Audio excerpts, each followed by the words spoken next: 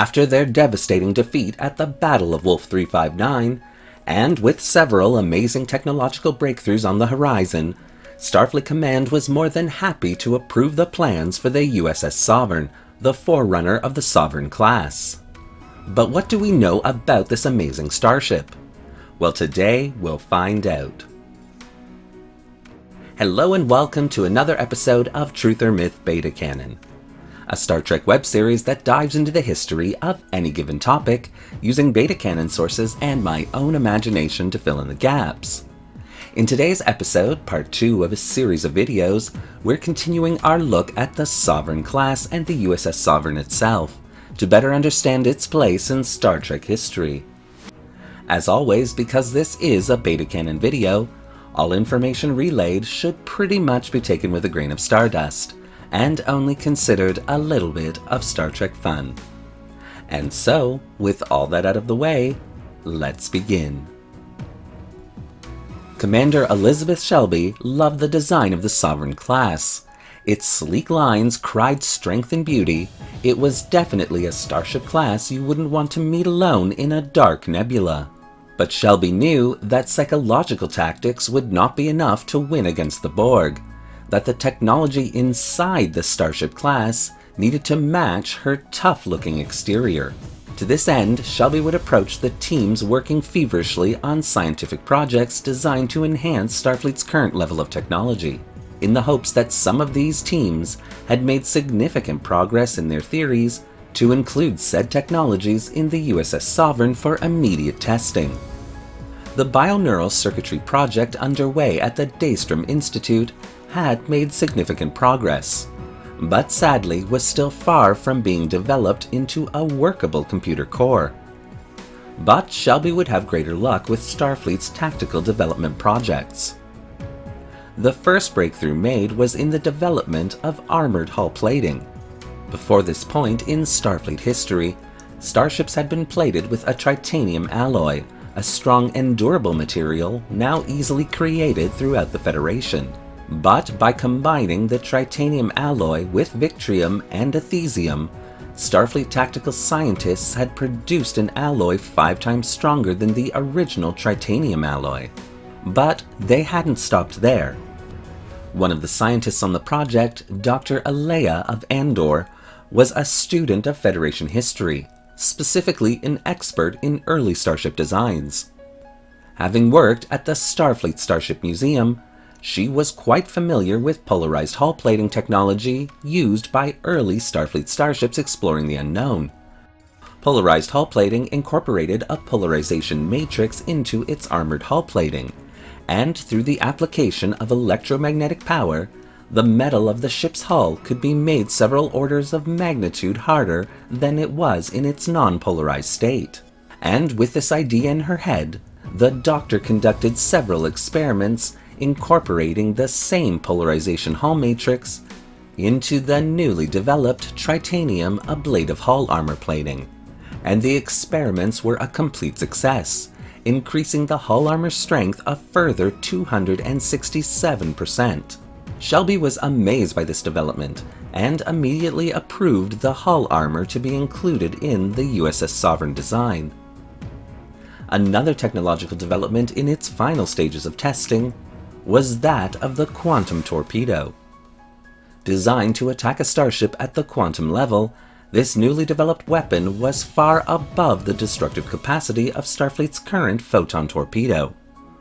And Shelby believed that this new weapon system would provide the edge Starfleet needed to win against the Borg, as quantum torpedoes by nature operated at random destructive frequencies, a tactical advantage that Shelby hoped the Borg would never be able to adapt to.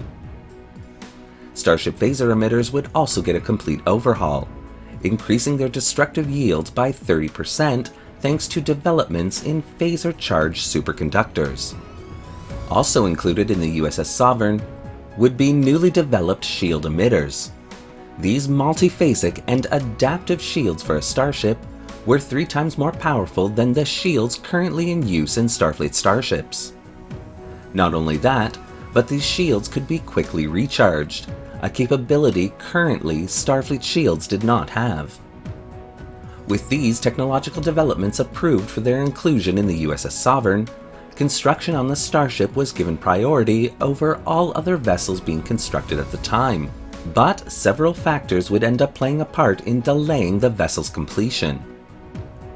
First, as what often happens as time moves forward, the urgency to create a new starship class to defend the Federation from the Borg waned.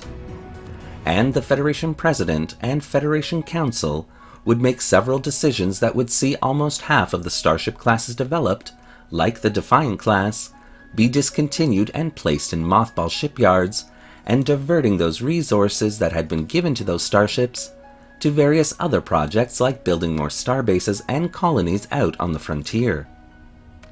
The second factor would be the ablative hull armor plating. Though when originally developed in the late 23rd century, titanium plating had been a difficult and time-consuming project. But by the mid-24th century, titanium was easily created, with a large number of facilities throughout the Federation designed just to do that. But ablative hull armor was a new kettle of troubles, once again being a difficult and time-consuming process with no facilities specifically designed to create it. And with several other smaller starship classes still in development, also in need of this new material, the USS Sovereign would oftentimes be left waiting to receive hull plating shipments that would never come, having been diverted to other starships. This infuriated Commander Shelby to no end. And so when Shelby was offered a position as first officer on the USS Excalibur, she accepted it without a moment's hesitation, leaving the project in Starfleet's hands, but also warning the Admiralty that Starfleet and the Federation were simply still unprepared should the Borg return. But not all of Starfleet's Admiralty was blinded to that danger, however. And in an attempt to ensure the Federation's very survival, Admiral Gregory Quinn would appoint an unlikely candidate as the new head of the project, forcing this Scottish officer out of retirement and putting his brilliant engineering mind and ability to bend the rules to the task of getting the USS Sovereign operational and launched as soon as possible. But could Captain Montgomery Scott overcome 70 years of history to make the USS Sovereign a success? Well, tune in next time as we continue to explore the exciting development history of the USS Sovereign and its namesake class. I hope to see you then. Thank you for watching today's episode of Truth or Myth Beta Canon. What do you think of the history of the USS Sovereign and the historical narrative that I've created so far? Do you want to see more videos like this one? Well, leave your comments in the section below. And don't forget to like the video and subscribe to the channel, hitting that little bell icon so you won't miss a single video we release. Want to help the channel design a starship class to engage and defeat the Borg Collective? Then consider becoming a channel patron. The link to our Patreon account is in the description below. Thanks again for watching. Live long and prosper.